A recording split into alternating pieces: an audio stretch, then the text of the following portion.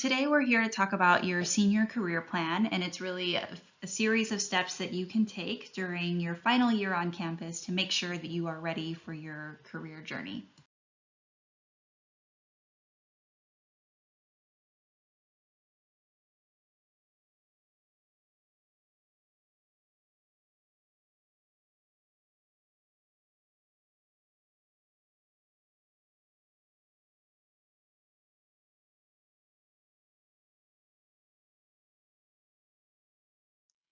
So what we'll talk about today is based on what it is that you're primarily interested in. So if you are hoping to work immediately after college, then the first section will be for you. If you're thinking about graduate or professional school, then you'll definitely want to pay attention to that section. And if you're still considering options, then you'll definitely want to stay listening to both. And then finally, to stay focused, to really keep yourself organized as you continue through your senior year and you start to pursue those different employment or graduate school options. I'm another one of the career specialists, and I'll be popping in and out throughout the presentation to support my colleague with it.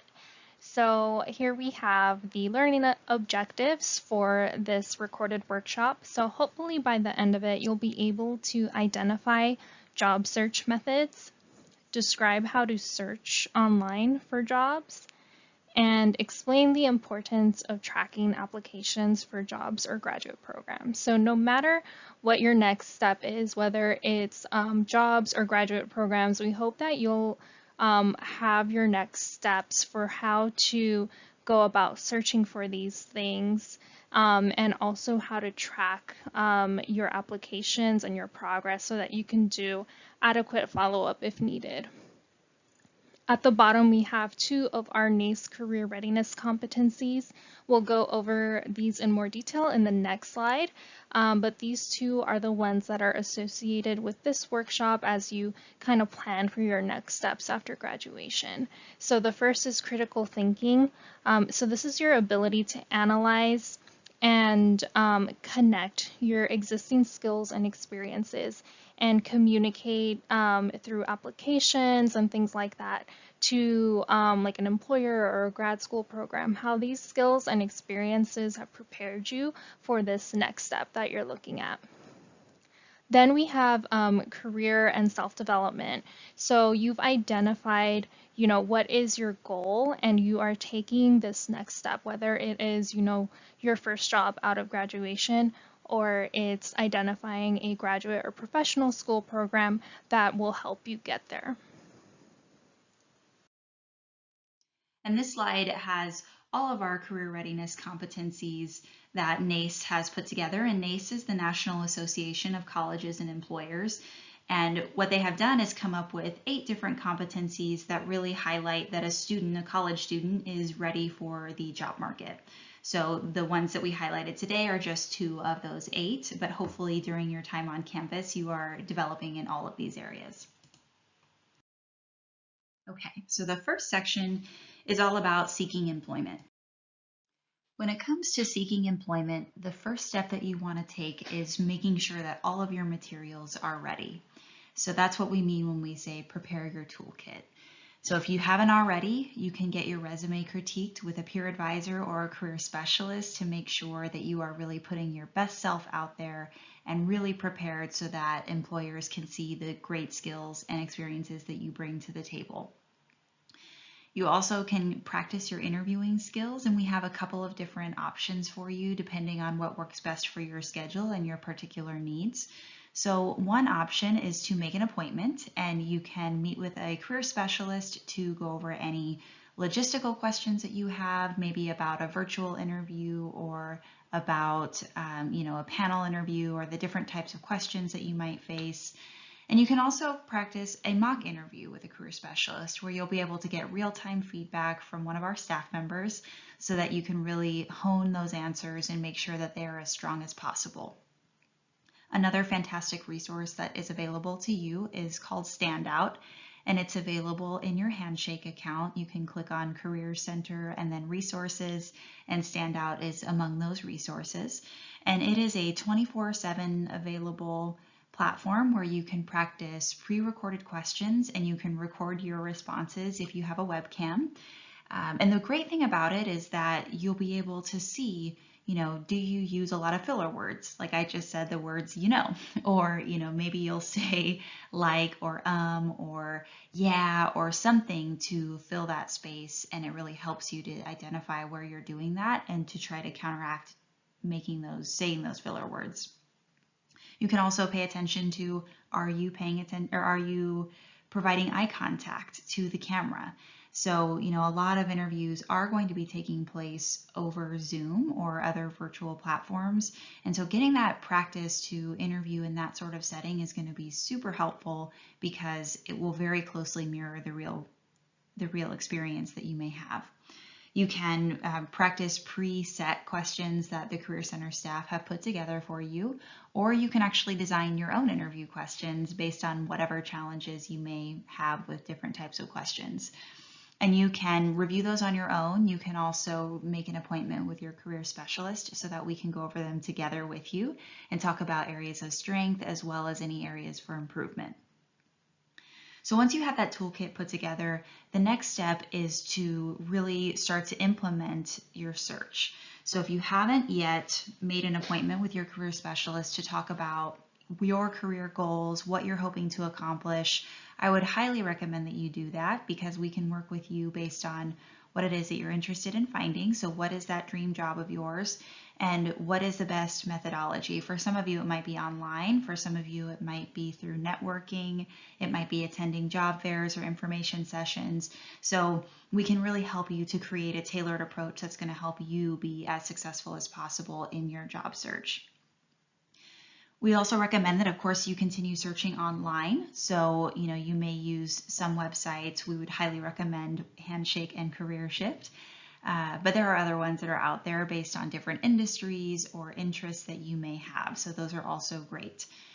To focus on Handshake, the beautiful thing about Handshake is that employers have to post jobs to UC Riverside. And what that means is that, for one, they've at least heard of UCR before because they made the choice to post that opportunity to our students. But also, some of them have actually hired UCR students in the past. So they may have a very strong relationship with us, and you just have an added advantage of applying through Handshake. Another resource that's within Handshake is called CareerShift. And CareerShift, like Standout, is listed in those resources. So you can find them again, Career Center, when you're logged into Handshake, clicking on Career Center, Resources, and then CareerShift. And CareerShift will search every public job board that exists. So anything that doesn't require a password. So things like Indeed, organizational websites, again, any public job board, and it puts it all in one place. So it's super convenient, super comprehensive. However, they may never have heard of UCR before. So you're kind of missing that great advantage that Handshake may provide to you. Again, it's great as a complementary tool. I think that it's definitely worth checking out. Just know that, it'll be more comprehensive, but may not be as helpful in some cases. Then the other options that exist are attending our job fairs. So the Career Center hosts several different job fairs throughout the year, and I'm going to talk a little bit more about those on the following slides. But just to make you aware, they're fantastic for taking that networking offline and in person. Even if they're virtual, it's still the in-person connection or that face-to-face connection that you may not be able to get in other means. And on that note, I think tapping into your network is also an incredibly useful thing to do because the more you share what it is that you're interested in, whether it's, I want to work in government or I'm really interested in tech, then you never know when the person sitting next to you in class or that's in your breakout room on Zoom or, your supervisor, you never know when one of them has that connection that they can put you in contact with and get you to that next opportunity. And by that same token, you may also be able to connect a friend of yours or a student, a colleague, a peer of yours to their next opportunity. So it's always worth it to be talking with everyone that you know and sharing what it is that you're interested in. And of course, I have to mention when we're talking about networking, LinkedIn. So LinkedIn, if you haven't yet created one, is a really great resource for students, but also professionals throughout their careers. of course, it's a great place to connect with others in your industries of choice and at organizations you'd like to work for to get that insider perspective. So I highly recommend it. It's a great way to keep track of folks throughout your career, even when they change positions and their emails may change. But you can also use it because every institution, of higher education has a LinkedIn page. And so you can actually use LinkedIn to connect with alumni of UCR, or if you transferred from another school, that transfer school will also have a LinkedIn page. And the alumni who have accounts are linked to that page whenever they list their degree. And that way you can see, what are students who majored in, or what are alumni who majored in chemistry doing with their degrees? Or what about folks that majored in public policy or liberal studies? Like, what are those different jobs that might exist for me? Helps you with your exploration, but it might also serve as a starting point to connections and searching for positions. So, as far as career fairs, these are the ones that historically we host in the fall quarter. Most of these are boutique style, meaning that they are dedicated to specific industries and employers within these industries.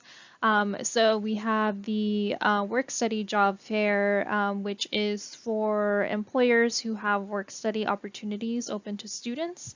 Next is the Business and Diversity Expo. So this one does have an emphasis on business, but there are also diverse employers. In other years, these have been separate, but for this year in particular, we have combined the two. Next, we have the Science, Technology, Engineering, and Math Career and Internship Fair. So the positions here might be more relevant to students within CNAS and BCOE. And then lastly, I believe this fair is new this year. So we have the Public Service and Social Impact Job Fair. So if you are interested in a career in public service, or you are interested in careers where you can have, a strong social impact on the community, on individuals, this is the fair for you. Lastly, we have the Graduate Professional and Law School Information Day Fair. I will talk a little bit more about these later on in the presentation when we talk about graduate school. In the winter quarter, we have traditionally our engineering and technology career fair, which has been converted into an expo. So not only is this a place where employers who hire engineers and are in the field of technology, they also promote professional development throughout this event. So usually the professional development component, it's very similar to a conference. There are multiple workshops that you can attend. And then at the end of the event, then that is when the career fair takes place, where employers are there to meet with you, to talk to you about their organizations, and also to tell you more about their internship and full-time job opportunities. The other fair that we have traditionally in the winter is the teacher job fair. So this is where numerous school districts from all over the country attend in order to recruit individuals who are completing the teacher credential program for their openings. In the spring, the two job fairs that we plan to host are the Spring Job Fair Career Night. This one, as the name implies, occurs later in the day. So if you work full-time or you have a family, this one might be better for your schedule to attend. This one, unlike the others that we spoke about, aren't geared necessarily to a specific industry. So and also with the Inland Empire Job Fair as well, we have employers from different fields and industries in attendance who are still looking to fill their internship opportunities either for summer or fall, and also full-time opportunities as well. Before I talk about the Health Professions School Information Day, I wanted to go to the Inland Empire Job Fair since it's another job fair, and this one is our last scheduled fair for the year. With this one, the focus is on local employers. So if you are interested in staying in the Inland Empire or close to it, this would be a great fair to attend, and it's a great way to get to know organizations that maybe you haven't heard of and who are looking to fill opportunities. And in addition to these, usually somewhere in the middle of the quarter, we have the Health Professions School Information Day. If you are interested in the health professions, this is a great opportunity for you to get to know the representatives from different programs across various health professions to learn more information about their program before you start applying. Now, as you're searching online, I know we talked a little bit about Handshake in a previous slide, but another opportunity that is available to you is using Handshake and actually making Handshake work for you. So on the job search, if you conduct a search on Handshake, you will see in this example, I've done a keyword search for analyst. And when the results come up, you can see that little box that says don't miss out. And there's an option to save your search.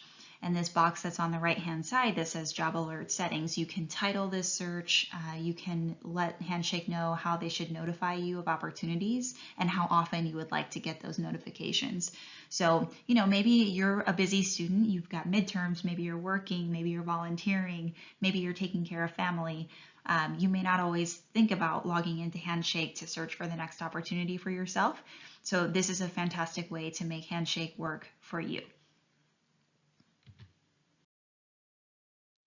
And of course, when it comes to searching for jobs, I would love to say that there are no fraudulent positions out there, but there are opportunities, and some of you may have already gotten some of these. Typically, they come into your student email account, and they are usually they might be from a Gmail or from a corporate looking email address that actually is not corporate. So it might say McDonald instead of McDonald's.com or Walmart's instead of Walmart. So you want to think about, be on the lookout for email addresses.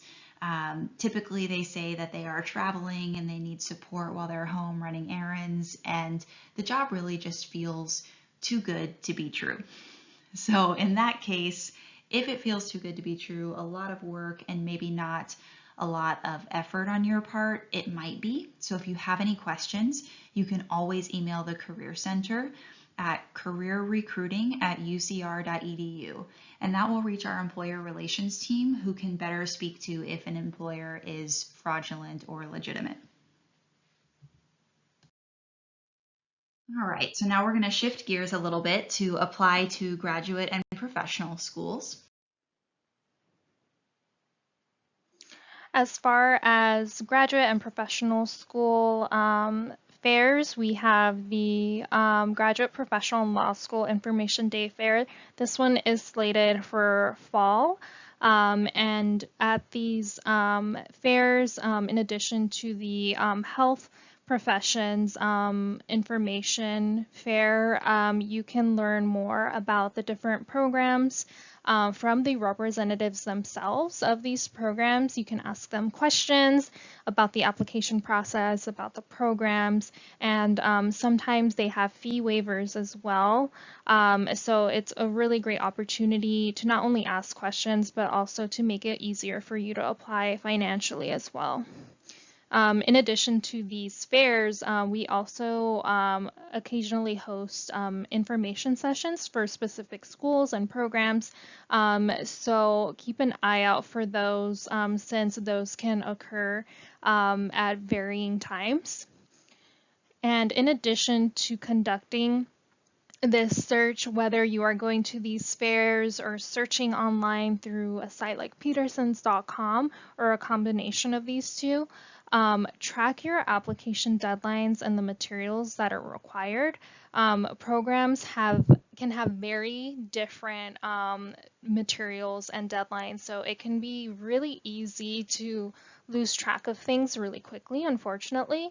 So we recommend that you create like a spreadsheet of some kind, or if you prefer paper planning, write these things down, record them, and have them in one place so you can easily see, how many letters of recommendation do I need for this program, or do I need to take the GRE for this one?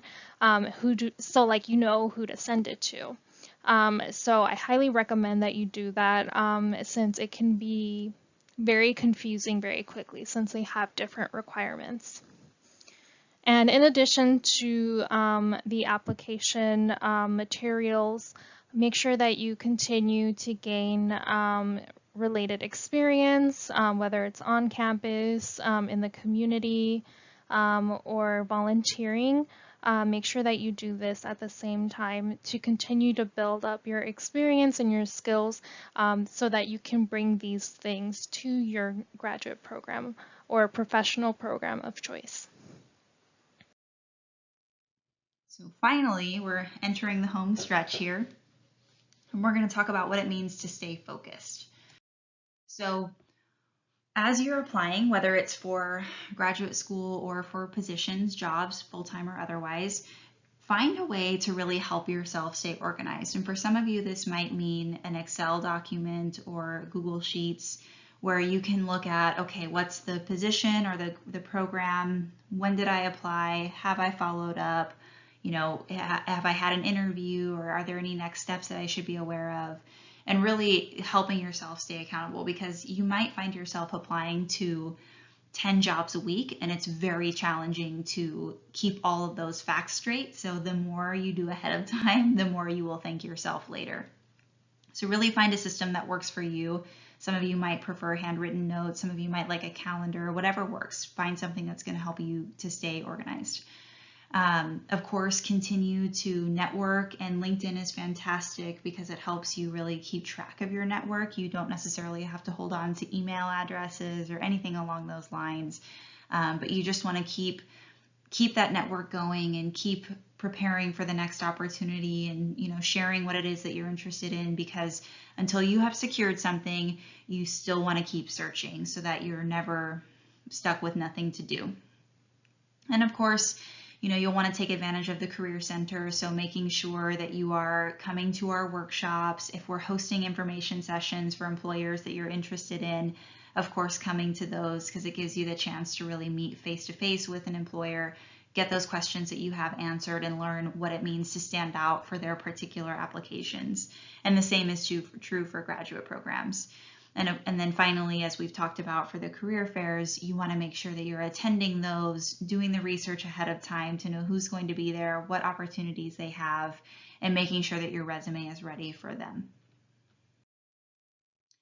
And that wraps up our workshop for the Senior Career Plan. And if you have any questions, you are always welcome to email careercounseling@ucr.edu. You're also able to